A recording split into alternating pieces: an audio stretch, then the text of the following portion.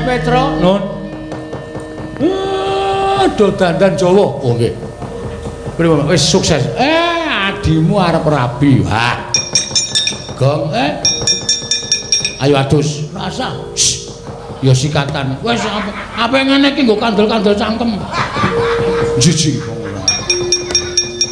Tapi anu senet kelakon rabi. Serah-serahan siap kabeh. Oke. Kowe macak cara apa, Gong? Ayo ngotopilaken nih. Waduh. Ngotopilaken kok kacamata. Wong sikile pincang kok aleman. Ngotopilaken barang ora. Rambutku wis tak semer to. Wah iya wis ketok. Malah kaya sikat tak sunggi. Sikat kok disunggi ra. Ning wangune anak-anak gedho dandan Jawa Wigus diarak teng Ndarawati, Ndara.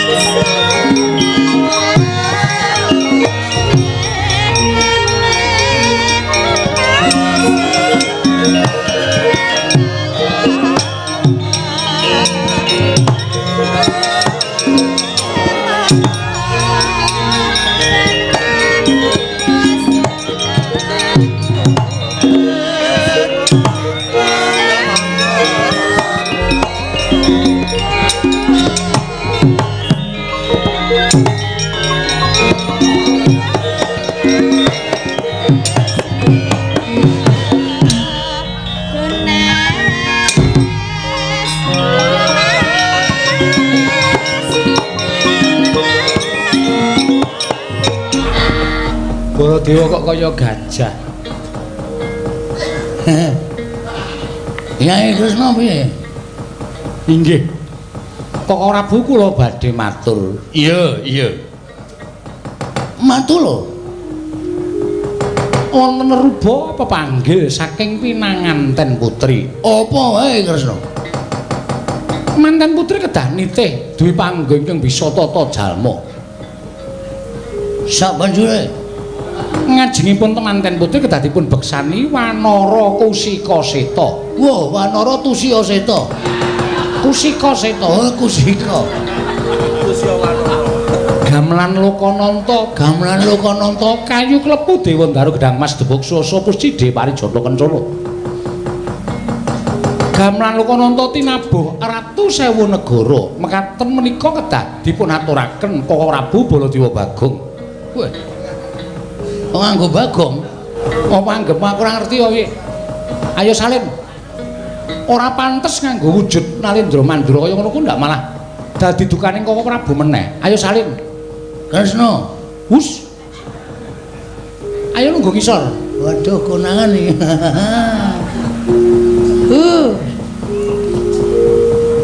Ayo salina. Seta. Kula niku radong kok iso dadi Baladewa niku kula le salin pripun ya radong. Ngerti-ngerti kula mabrubut sambat karo Bapak Mar aku arep dinenggala karo Baladewa. Aku tulungono Mar. Ngerti-ngerti kok kaya ana mega ngelem awak kula makslub terus kula dadi Baladewa. Lah arep salin pripun? Lah Petruk nek ndi? Truk. Rene lho. Piye ana masalah apa? Ora ana masalah. Konangan karo Satpol PP. Oh, sinuwun Ndarawati. Iya, lah iki sing dandani sapa? Mboten ngerti. Oh, nggih wujude ngenten dhewe kok. Oh, lah yen ngono pancen niate kuwi pancen bapakmu sing kirim kekuatan karo kowe. Nggih. Sing iso mbalekke ya mung aku. Kowe urung rampung kok dibalekke. Kowe aja sembrono lho wongamu. Kene nyaketo kene. Gak ndak dicocok ora. Ora dilarani. Ora kene kok. Tak grayang mestakamu mesti dadi kaya winyune. Oh nggih. Lho aku. Kok tak kira nek kula sing grayang. Senengane kok cenanangan ora.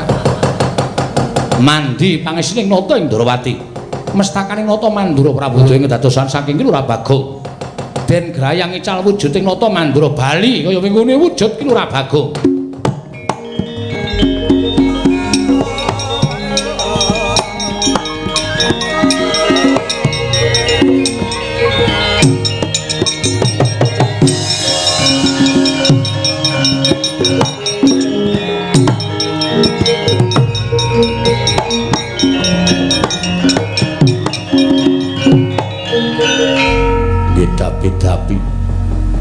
Bagong iki iso dadi Baladewa. Wah, lha niku aja kok dadi roti wae iso.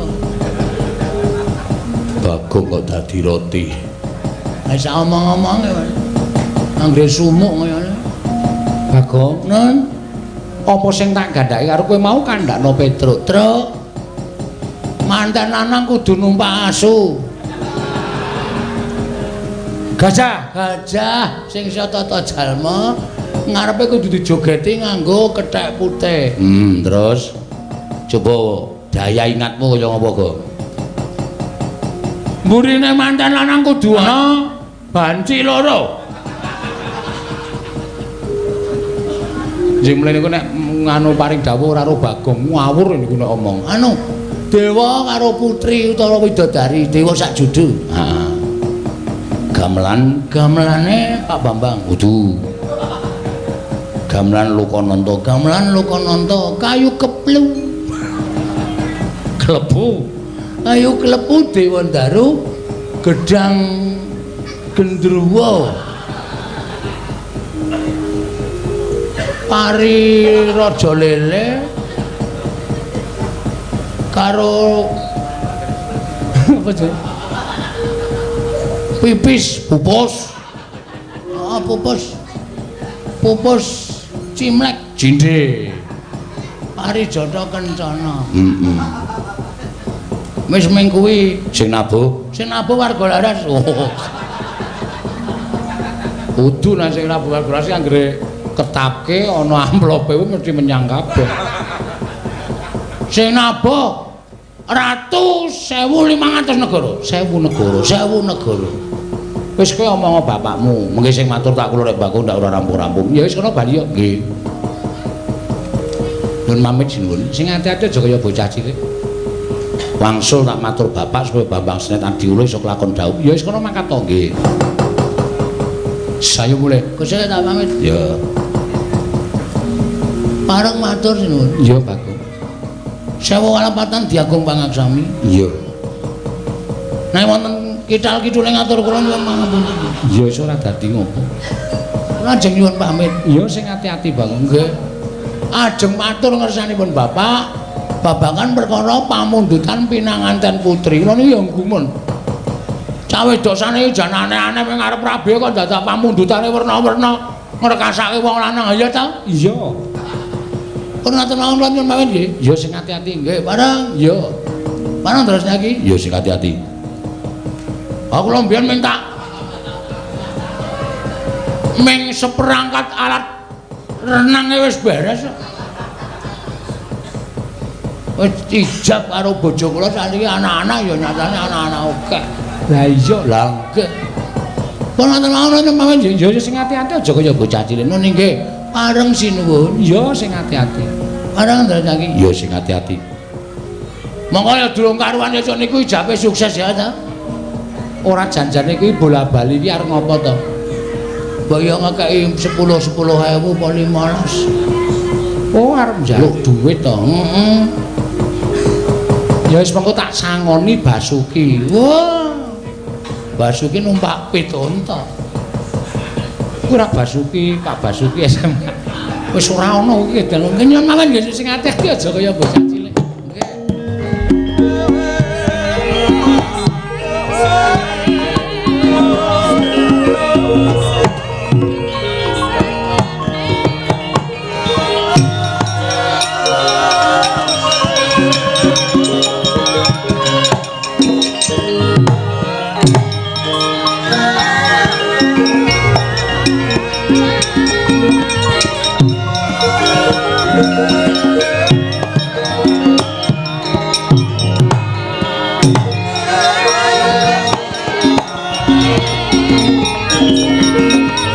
Dewi Kramanira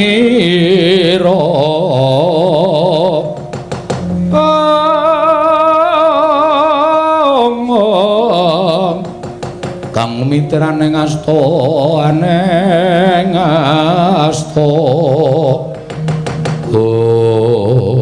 Setyaki boten timbalan ora nyono babar pisan lah kok rungset lan rumpil manyuwune pinanganten putri ya kuwi anakku si Endang Loro Temon. Lho nanging dipun menapak-menapakno menika wujud pepanggil panyuwuning menanten putri. Mengkono Dimas pinanganten kakung kedah saged ngaturaken kok Prabu kedah ingkang prayitna atos-atos Dimas.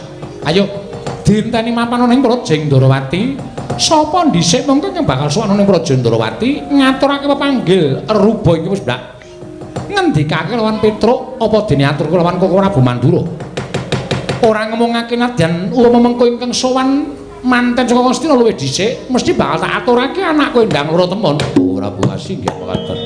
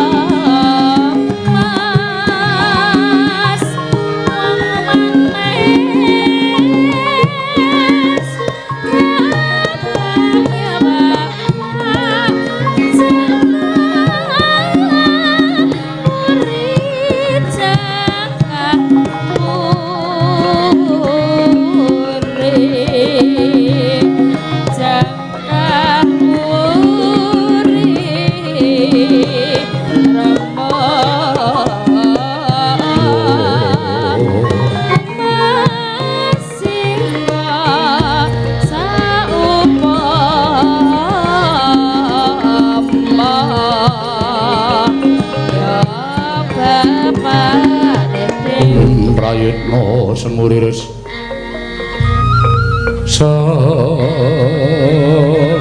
semuriris iko balik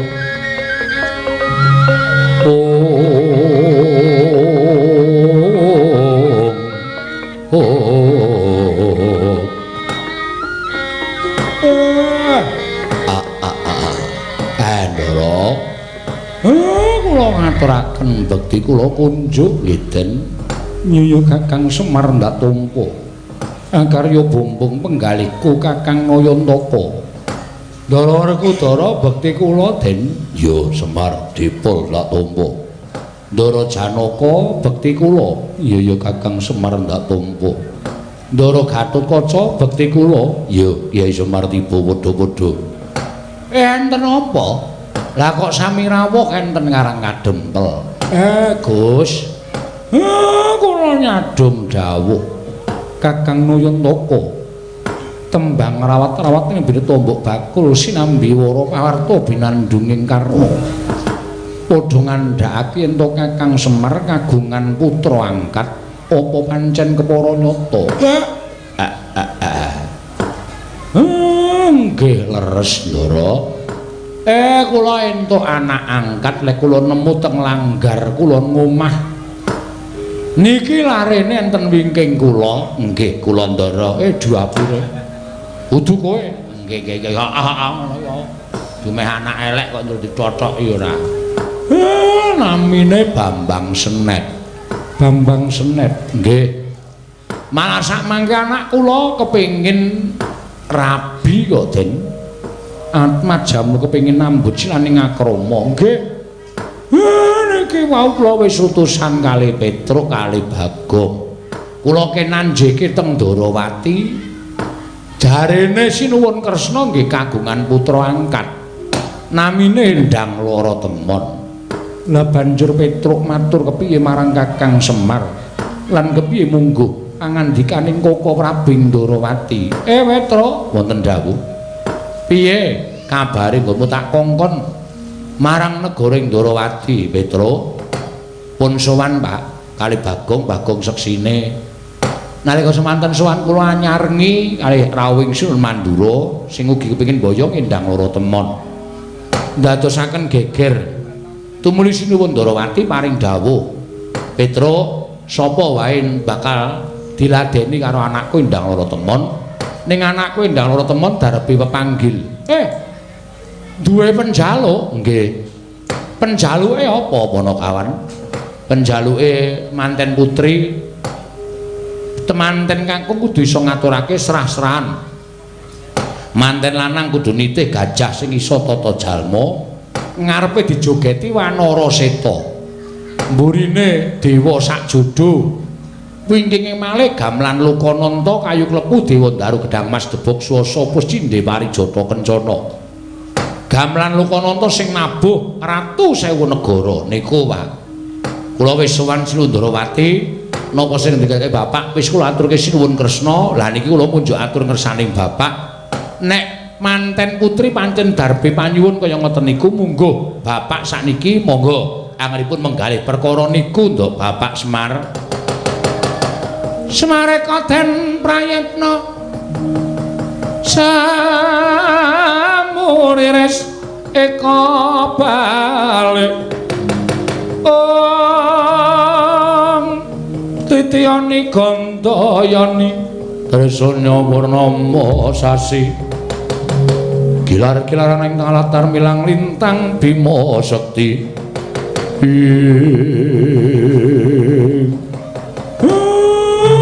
mumet sirahku. Lah kok dadi panjaluke manten wedok kok kaya ngono iki kepiye? Monggo aku ora ngerti alang mujure apa sing disuwun manten putri. Senet Bambang Senet anakku cah bagus. Ora usah ngarah anak ratu ya tole kowe tak rabekke karo tangga teparo kene wae.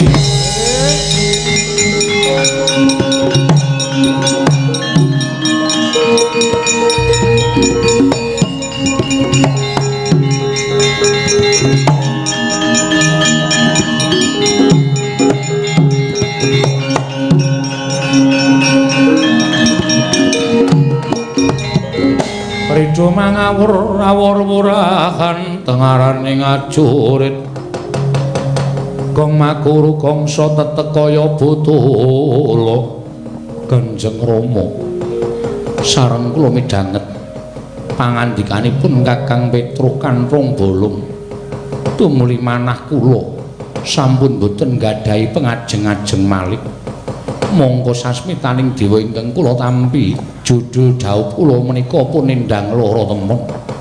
Menawi kula mboten kelampan dhaup pun Endang Loro Temon paripaksa badhe kula entrengaken pejah kula. Kula nyuwun pamit Rama jumbuh kalian sumpah ingkang sampun kula aturaken. Menawi mboten kelampan dhaup pun Endang Loro Temon paripaksa kula nyuwun pamit kula badhe mlampah ngantos sak pejah kula mangke Kanjeng Rama. Aja kaya ngono.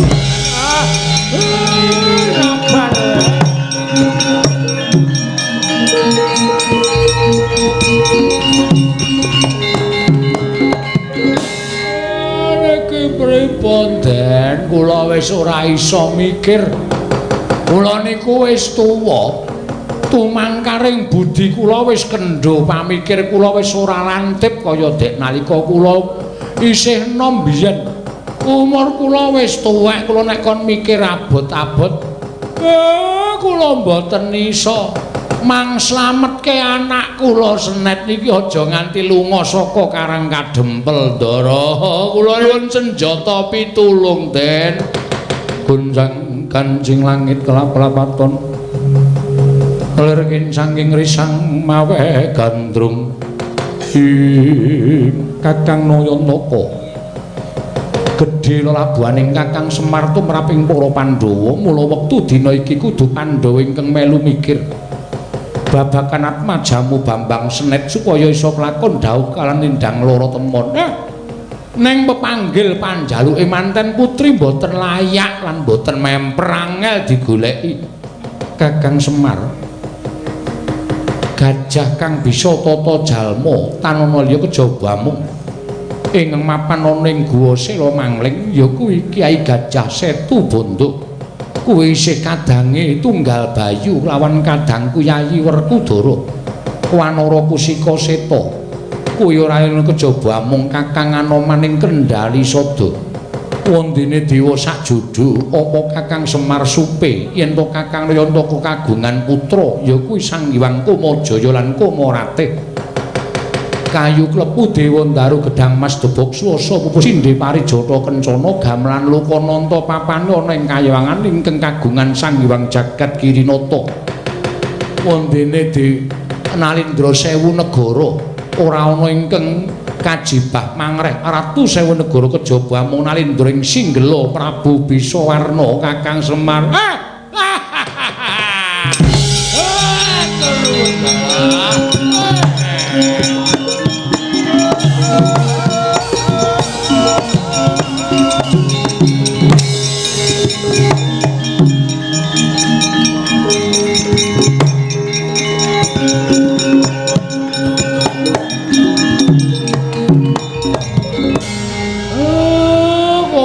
Turna panuwun karo ndaramu Pandhawa sing lantip panggrahitane Senet. Sinuwun kula ngaturaken panuwun ingkang tanpa pepindhan. Ya Bambang Senet tiba sepadha-padha. Jer wis kewajibanku bantu lawan bapakmu Kyai Semar. Bejo wong duwe juragan sing pinter-pinter. Sapa sing kudu tak kongkon kudu ngrawuhake Kyai Setu Bondo lan Pendhita Kethek ya kuwi Anoman.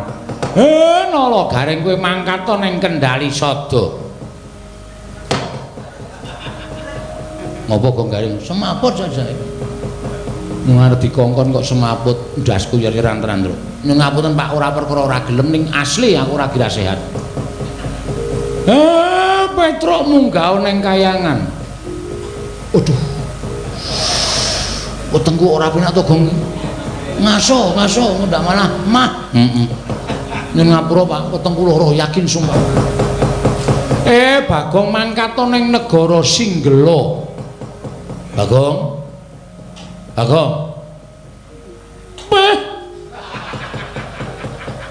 Bisu kok dadakan ki piye? Cepet-cepet. Sikepet. Cepet-cepet. Anak-anakane kirik kabeh. Anggere dikongkon kok mesti do sambat loro. Semar, aku sing bakal mangkat ning negara Singgela. Kakang Semar aku yang bakal budal marang kayangan. Kakang Nayantaka aku yang bakal sowan Kanjeng Wa Kendali Sada. Kakang Wa Nayantaka matur nuwun Ndara. Sembah nuwun Den.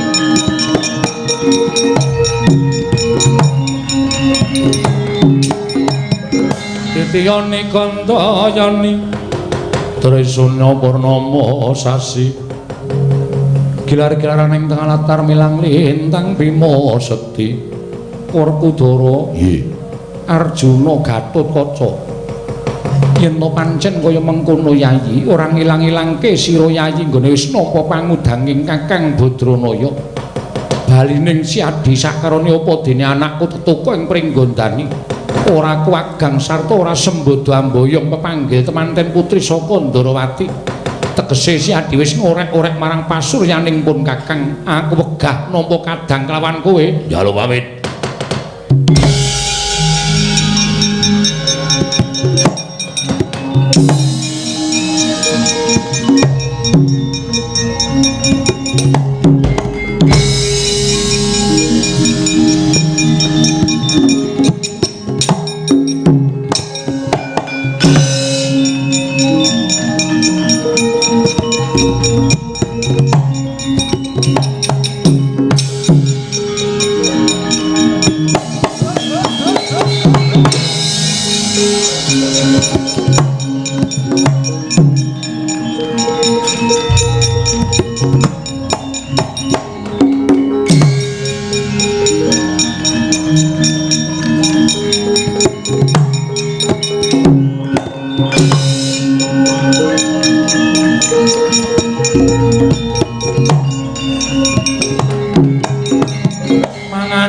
lakune angin guguran gerah ning arga Gura-gurnita kagiri-kiri ora bumi prakembita jumeneng gancang nganti kaya lintang bima sekti nghan waktu ing naga nalika semanten wis sagah ngulari Ranendra 1000 praja ya Narendra 1000 negari tanana ingkang pinindeng kejawi amung negaring Senggela nadyan adoh parane parandene Sang Werkudara sigra matek aji Bandung Bandasa wungkal bener pengantep-antep pilaranipun ingkang pamaning Mandira Jajar Raden Gandamana sikil tengen den uncalake kebaca kilat kesit pindha tatir kaya namung tak telung kedheping paningal wis prapta tapel wates negaring Singgelapura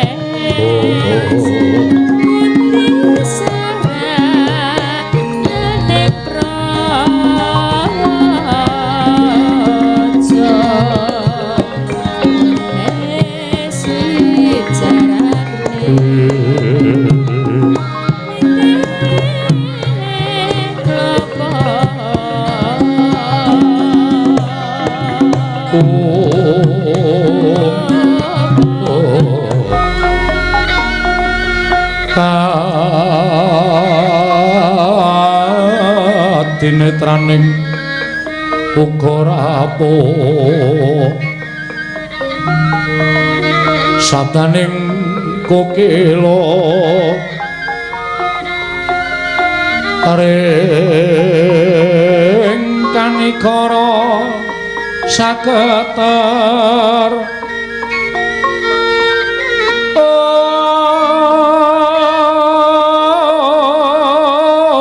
kene donga engkong lir wuwu sing pene panca om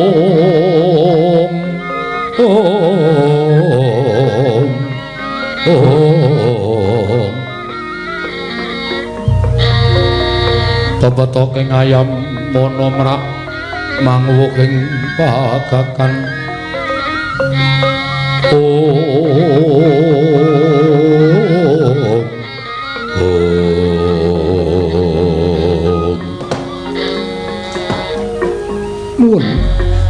Nuwun namit pasang kaliman tabe tinebine kula duni dumawang nawang tuwang. Ngantos kagiat raos sing manah kula. Nuwun sewu Raden. Menawi dipun keparengaken kula badhe nila krami. Panjenengan satriya gagah pideksa Budhek-wok Simbar Jojo. Monggo nembe menika kula nyumurupi dhateng jengandika Raden. Menawi dipun keparengaken kula badhe nyuwun mriksa panjenengan menika satriya saking pundi lan sinten kekasihipun? Sinuwun. Yen sampeyan takon nglawan aku, apan kepara nyata yen ora nate ketemu nglawan aku jernyatane aku saka tanah Jawa. Wondene negaramu mapan ning tanah Hindi. Mekaten. Ditepungake satriya ing Jodiwati ya ing Nunggul Pawenang Raden Werkudara. Lho, mangriyen. Menapa jengandika menika Raden Werkudara panenggak ing Pandhawa? Ya pancen bener mengkono. Waduh ladalah jagat Dewa Bathara jagat Pangistungkara. Bebasan kejogrukan Wukir Sari klepaning Samudra Madu. Manah kula dene kula saged sapejagong kaliyan satriya mustikaning jagat ingkang saestu jagat menika persasat ngantos keberbegen dhateng mandhangipun asma Paduka Raden Werkudara. Waduh Raden, ngaturaken panuwun sugeng rawuh wonten negaring Singgela. Ya Prabu Bisawarna. Namung kemawon andadosaken kagiat sotaning manah. Kenging menapa Paduka Raden tumuli rawuh wonten negari kula? Tebih purukipun saking Nuswa Jawi prapting tanah Hindi. Menawi dipun keparengaken kula badhe nyuwun dawuh menapa Raden? Sinuwun Prabu Bisawarna. Iki wonten timbalan. Ngertiya. Yen to praptaku ana ing negara Singgela, sayekti mung bakal nglairake lawan kekarepan. Ya senadyan dudu kekarepane Werkudara pribadi. Nanging mestine Prabu Bisawarna wis wanuh kalawan ingkang aran Kyai Semar Badranaya. Jernyatane miturut kabar ingkang tak tampa sadurunge Kyai Semar mapan ana ing Nuswa Jawa, luwih dhuwit kisik Kyai Semar mapan ana ing tanah Hindi nderekke Sang Marteng jagat Prabu Rama Wijaya. Pangrumiyin. Menawi kula mboten merangguli dhateng Kyai Semar nanging nuwun sewu. Menawi tiyang sepuh kula inggih menika Kanjeng Sinuwun Prabu Gunawan Wibisana menika nate cariyos bilih tau tate gadah mitra inggih menika Kyai Semar Badranaya pamomonging para satriya. Ya pancen bener kuwi. Lajeng kersanipun Kakang Semar Badranaya dina samengko bakal duwe gawe mantu. Nanging kabeh mau ora bakal kelakon yen to tanpa pambiyantuning Sinuwun Prabu Bisawarna ing Singgela. Leripun ngados pundi Raden? Pamundhuting pinanganten putri.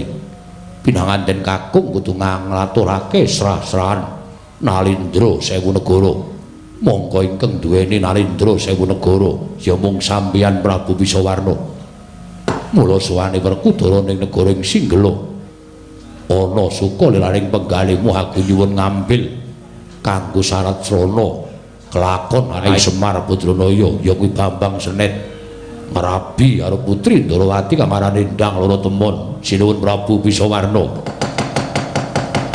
Miyat langening kalanggiwan gelar pandaan moncar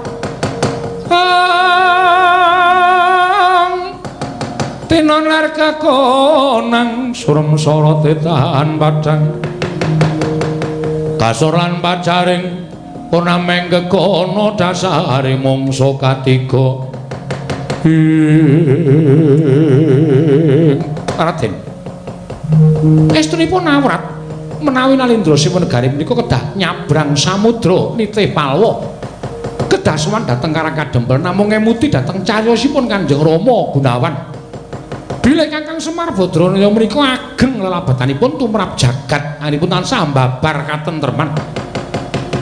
Mila nadyan awrat kados menapa Raden sampun ngantos gadhahi raos was kuwatir saklebeting penggalih. Kula ingkang badhe ngaturaken Nalendra Sewu negari wonten ing Karang Kadempel dados syarat srana lumampahing Kakang Semarangipun mala karamakaken inggih menika atmajanipun ing namipun Bambang Senet Raden Werkudara. Wah.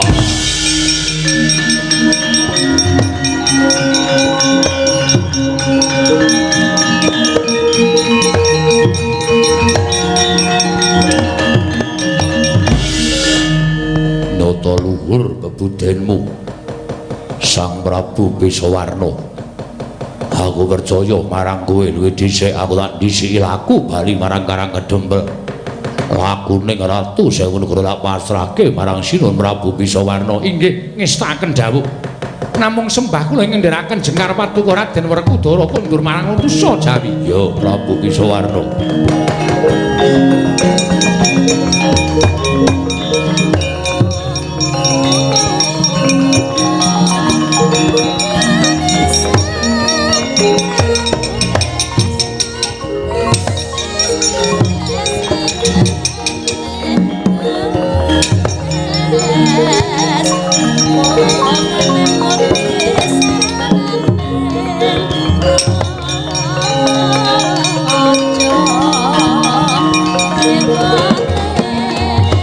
Yayi Singalodra wonten timbalan jenengan.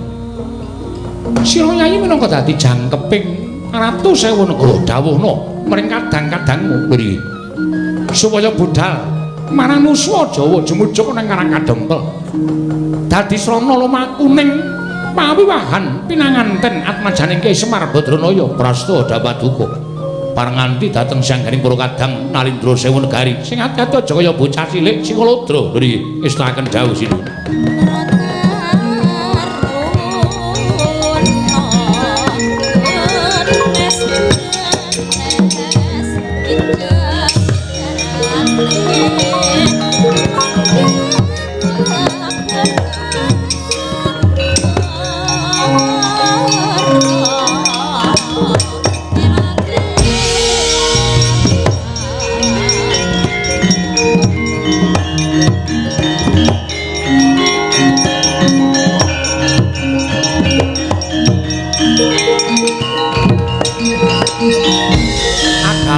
Dampyak lakuning Ratu Sewu Praja nalika semanten nitih palwa irit-iritan nyabrang samudra pocaping wong munggel kawi nalika semanten wis prapteng Nuswa Jawa datan kawusa lampahing Sang Werkudara mapan wonten ing Kayiwangan Suralaya.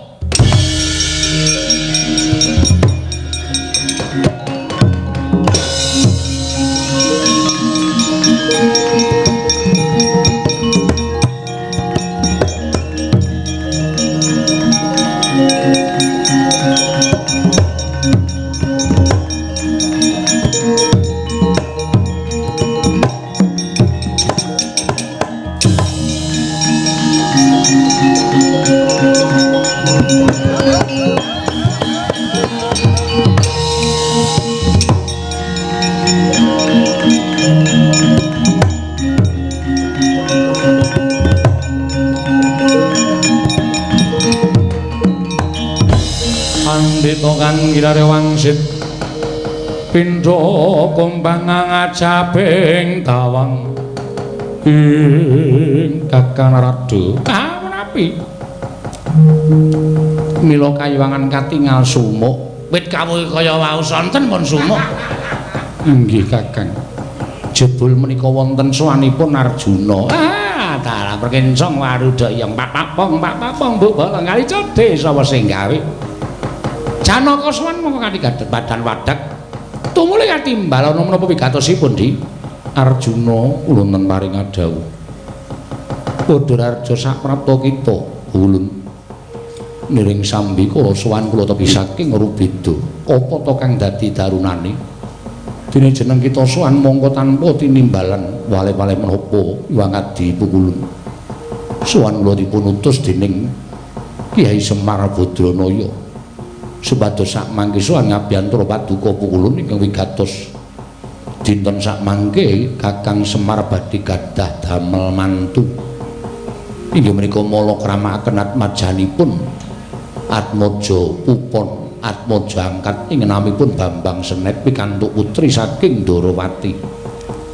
apa sambung rapete kelawan panjenengan ulun menawi mboten saking pambiyantu paduka Kakang Semar mboten badhe kelampahan ndhaupaken atmajanipun lire kepiye krana srasran pinanganten putri kedah wonten dewa sajodho kayu klepu dewa Ndaru Gedang Mas Debok Suwasa Pupus Cindhe Parijata Kencana gamelan Lokananta ing kedah mandhap wonten ing jana loka mapan wonten ing Karang Kadempel mila sowan kula nyuwun ngambil menapa ing sampun kula aturaken dhateng Hyang Adi Pukulun keparenga wonten suka lilaning penggalih Hyang Adi Pukulun paringa ngambil menapa ing sampun kula aturaken menika Hyang Adi Pukulun.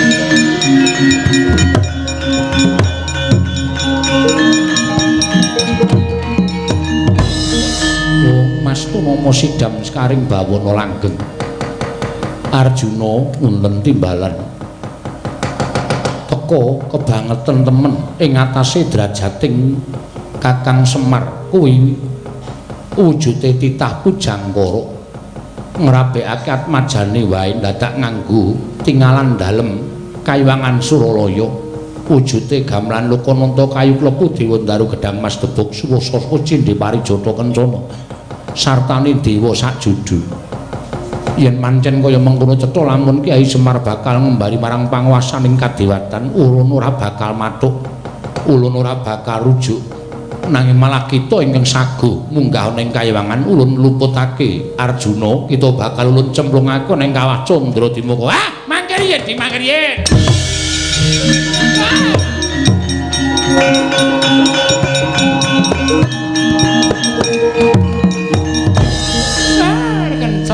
Dayang pak pong bubala kali cedhe sapa sing gawe sabar tadi sabar sampun ngados ngaten menika kula nuwun sewu lho Janaka menika namung kinarya utusan lha kok malah dipun luputaken badhe cemplungan wonten kawat Candradimaka menika dos pundi tur malih monggo kula aturi glejah kula aturi metang menapa dipun kajengaken Kakang Semar menika mboten nama nerak pacak nerajang perbatang nyangkrak dhateng panguwasing kapara Jawata menika mboten. Lah tremut lho Di. Kakang Semar menika ingkang ngraka piyambak. Langkung-langkung Janaka menika lho nuwun sewu. Janaka menika sampun wangsul wangsul damel padhang Kayuwangan, wangsul wangsul dados jagoning para dewa. Lah ing atasipun panjenengan dipun suwuni ngampil tingalan gamelan Lokananta kayu klepu dewa Ndaru Gedang Mas Debok Suwasa Pupus Cindhe Parijata Kencana. Dewa sajodho menika kok kawratan. Lha nuwun sewu lho. Nek panjenengan kawratan mangke Janaka wangsul teng Karang Kadempel nek wonten pengamuk ing Kakang Semar pripun ora? Lah geger. Semar munggah Kayangan mubal-ubal entut lha ada. Dewa bubar kabeh, opnam kabeh dewa. Inggih Kakang. Inggih. Dipun suwuni ngampil abote sepira to? Inggih. Lajeng kepareng paduka Kakang. Abotipun paringi ngampil. Gamelan Lokananta kayu klepu dewa Ndaru Gedang Mas Debok Suwasa Pupus Cindhe Parijata Kencana badhe kula aturaken ngampil nanging bab dewa sajodho panjenengan kok supe lho lah dewa sajodho nika ya anake Kakang Ismaya piyambak iki menika pun Kamajaya kali Kamarate menika dewa sajodho lho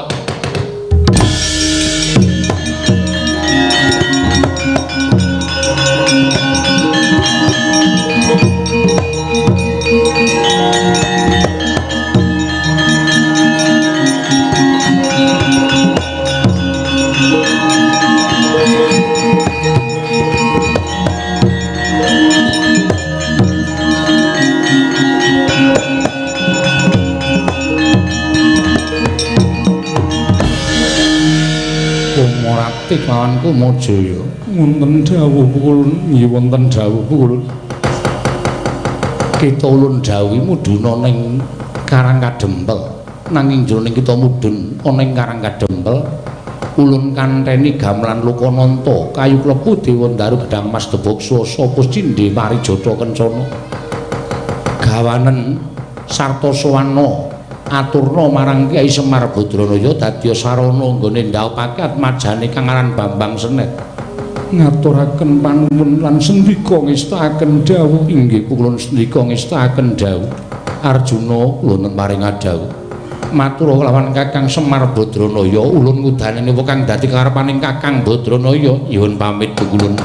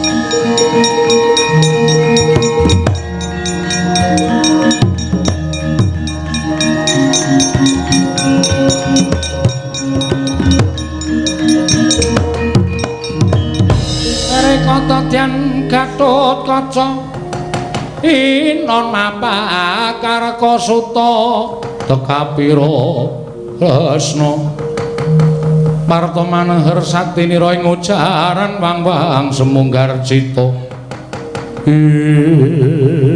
lho anggere pringgondani iya Siwana Manaku ingkang sowan wonten menapa nggih diutus dening Kyai Semar Badranaya wigatosipun Nardya Siwana Manjenta Siwa Semar kagungan putra angkat lho kagungan putra angkat kasinggihan sinten nggih jenenge Bambang Senet monggo Bambang Senet atmajaning Kyai Semar bakal dhawuh karo putri Ndrawati atmajaning Kanjeng Prabu Kresna putra angkat ingkang jeneng Endang Loro Temon wela dalah kok sami kagungan putra angkat menika menawi kula mboten pados beruk kula anggep putra angkat mangke mboten sae kedosanipun Siwanoman aja guyon sowan gumrene ngaturi Siwanoman rawuh ning Karakadempel nyumbang to mboten lha menapa Siwanoman aturi rawuh ning Karakadempel dadi srasran pinanganten kakung lho kula kadhawuhan pinanganten putri saka negara Ndrawati njaluk supaya sak ngarepe pinanganten kakung dijogeti Wanara Seta mongko Wanara Seta mung Siwa Mayangkara waduh nyuwun mahapunten kula menika sampun sepuh menawi dipun dawuh pados joget menika mboten saged monggo kesenengan kula menika lawung joget apa wae tak karepe Siwanoman waton Siwanoman sagu joget ning ngarepe Bambang Senet menawi ngantos kula duwa tartemtu Kakang Semar duka kalian kula nggih mesti wae ngono lho sagah ing ngangka loro Kakang utawa Siwanoman kagungan sedulur ya sedulure Kanjeng Rama Kyai Jodipati lho sinten wujude dhewe panggo Kanjeng Wa Setu Bondo yen bisa diaturi rawuh mrene kersanipun mongko aku iki bakal matur nggih ngestaken dawuh nggih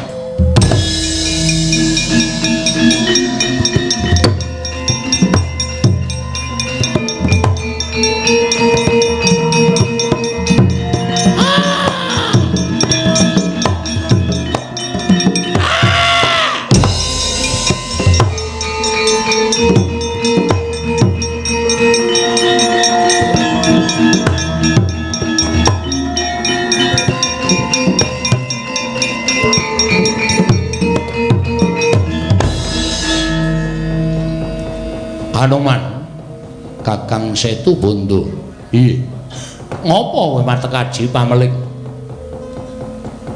kowe mboyongi lawan pun Kakang Setu Bondo saka Guwa Silomangling Kakang Setu Bondo Anoman piye ndak suwun kanthi banget Kakang Setu Bondo mitulungono marang Anoman lho lire piye anggere gari kaca rawuh ning Kendali Sada nyun sabiyantune Kakang Setu Bondo supaya gelem dititi dening anake Kyai Semar kang aran Bambang Senet supaya kelakon ngene dawuh karo putri Ndrawati wah jagat Dewa Bathara ora nyono babar pisan atus saka ing Guwa Silomangling tekan Kendali Sada nganti tumpaki karo anake Semar Kakang Setu Bondo kudu eling marang labetaning Kakang Semar lho yen nganti Kakang Setu Bondo ora kersa ditumpaki anake Kakang Semar kang aran Bambang Senet apa kira Kakang Setu Bondo iso nampa dukaning Kakang Semar wah yo aku manut budal dina iki ayo Anoman tak derekake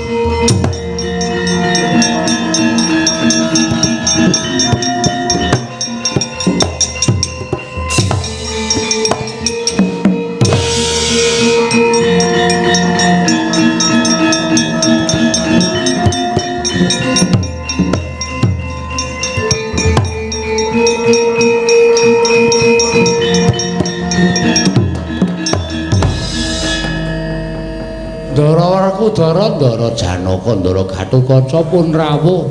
Ya wis. Ya wis Kakang Semar, ya Siwa Semar wis sowan.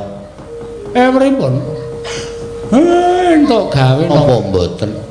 Ati kula kok deg-degan. Kuwatiring ati kula nek ana salah siji sing ora iso ngaturake, ha wis anak kula ra sida rabi. Nalindra Prabu Bisawarna sing boyong Ratu Sewu Negara Prapting Karang Kadempel. Dewa Sajudu Kakang Kumajaya lan Mbak Ayu Kumaratih Kayu Klepu Dewa Ndaru Gedang Mas Debaksa Sapa Cindhe Parijata Kencana Gamelan Lokananta ingkang boyong Kakang Kumajaya. Siwa Semar Gajah Setu Banda lan Kanjeng Wa Anoman ing Kendali Sada wis sowan ning Karang Kadempel. Tegese apa ingkang dibutuhake dening Bambang Senet wis cukup lan wis kabeh iso kecakup Kakang Semar. Matur nuwun.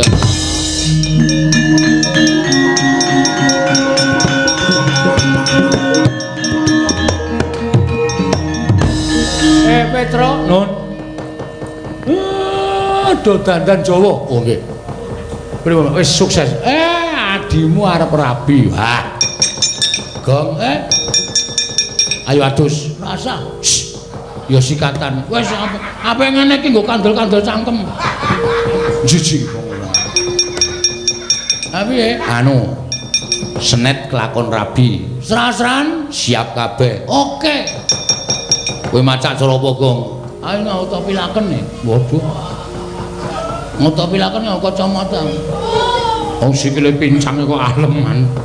Autopilaken barang ora. Rambut wis tak semir to. Wah iya wis keton. Malah kaya sikat tak sunggi. Sikat kok disunggi ra. Ning wangune anak-anak gedho dandan Jawa Gus diarak teng Ndarawati, Ndara.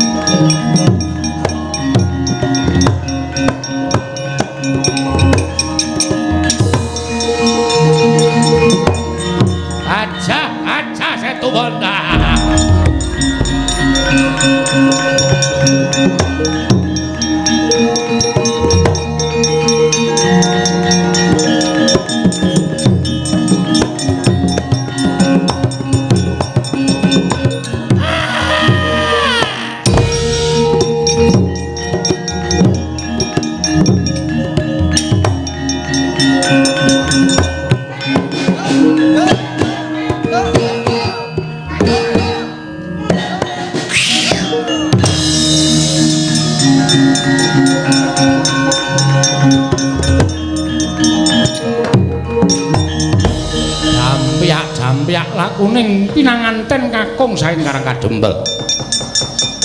Bambang Senet nitih Kyai Setu Banda sangajenge dipun jegeti Sang Anoman nadyan sampun keladuk yuswa pendak trisik brodol wulune. Pendak capeng brodol wulune. Krana sampun keladuk yuswa sampun keladuk sepuh. Sakwingingipun dewa Sajuda Sang Kumajaya mangkum ratih dadi ojat kang samya tumingal.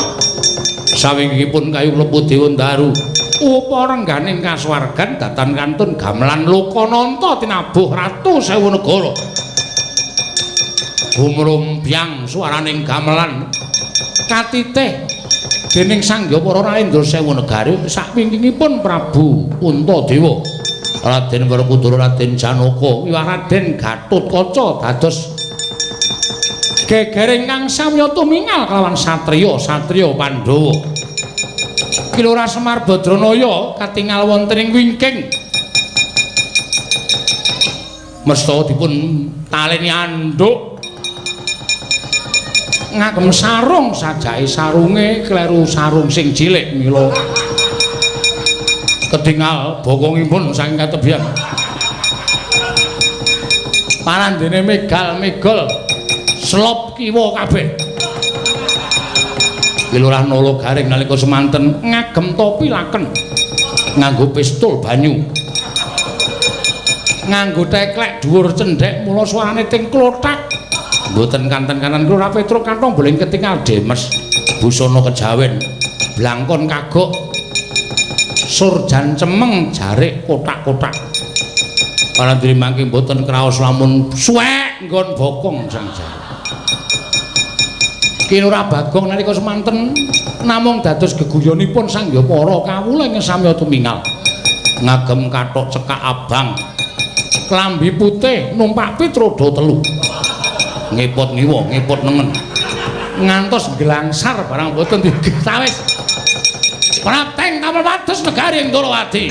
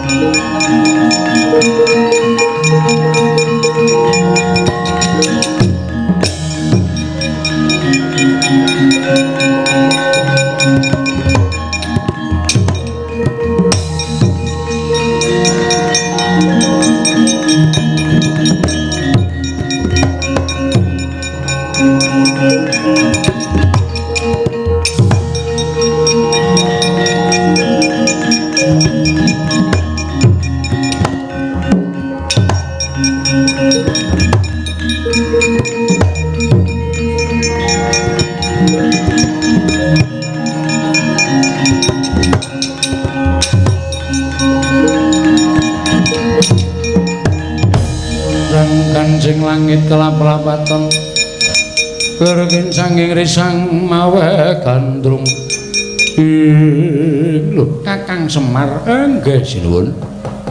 Yayaji kasinggihan Koko Prabu Arjuna inggih. Werkudara ya. Kakang Semar ingkang sowan utawa ingkang rawuh ning negara Ndorowati iki atmajamu. Nggih naminipun Bambang Senet. Lah ya iki anakku ing ngaran Nendang Lara Temon. Wah, lawan yen padha baguse. Anakku bagus. Sing putri ya ayu. Kakang Semar raup dhisik kono. Ngurusi si Senet niku nganti mumet sirahku. Iya. Lah banjur srasrane ning disuwun dening anakku apa wis tok aturake? Ngalun-alun Ndorowati kebak Ratu Sewu Negara nabuh kodhok ngorek gamelan Lokananta kayu klepu Dewa Daru Gedang Mas Dobra Suwajana. Dewa sak jodho nggih pun kula aturaken sapa Kakang? Anak kula Kumajaya kalih Kumarate. Titian gajah ingkang isa tata jalma sapa Kakang Semar? Gajah Setu Banda dulure tuwa Ndara Werkudara. Kethek putih sing joget sapa? Anoman ya Senggana ya Mayangkara. Pun komplit. Pun komplit pripun sampeyan pun janji lho sinuwun weladal.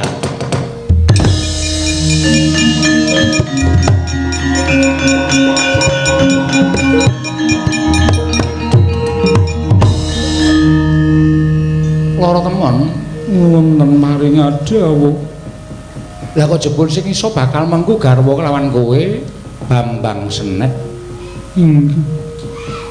Kula sampun matur nadyan menika namung atmajanipun Kyai Semar. Nuwun sewu mbanipun tiyang pidak pejarakan. Ning mbok menawi menika sampun dados jodho dawuh kula badhe kula ladosi. Kowe gelem urun Rama? Senet kowe krungu to? Nggih.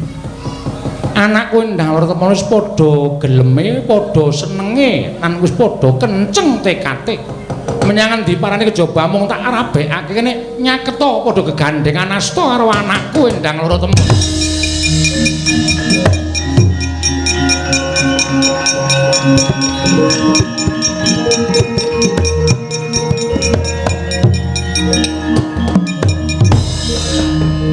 Gegandengan asta kekalihipun Bambang Senet miwah Endang Lorotemon nalika semanten kalaning jagat gayaning para dewa dubi asta kekalih manunggal dadya siji kaya kalaning jagat ical wujuding Bambang Senet Endang Lorotemon wenteh Raden Abimanyu sang Dewi Siti Sendari.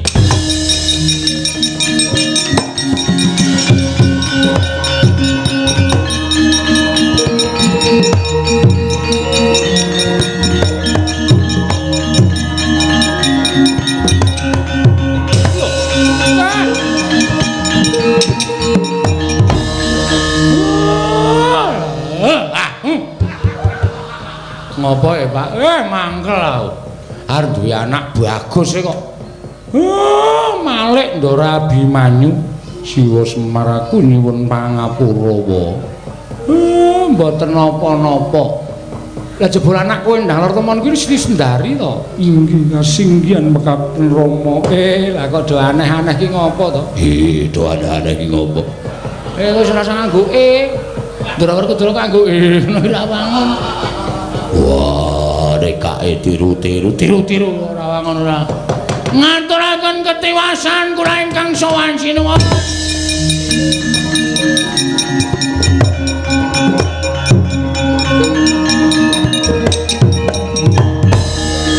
Bagong ana apa? Kemraka duka. Lho. Rekaku sapa? Sinuwun Mandura. Ngliga Kyai Nenggala ngamuk. Jarene ora trima nek Senet. Senet ngendi ya, Pak? Ndara Abimanyu kuwi Bambang Senet. Wah. Kapusan aku. Tiwas tak labuhi arep pateni Kurawa jebul ming Bima Manyu. Ngapa kok? Dilirik Ndara Kudara. Ora gecek-geceken malah ambyar sirahmu ora. Kok ora buduka? Nggih, wis kowe mundur kene. Aku sing ngadepi, Bagong. Nggih.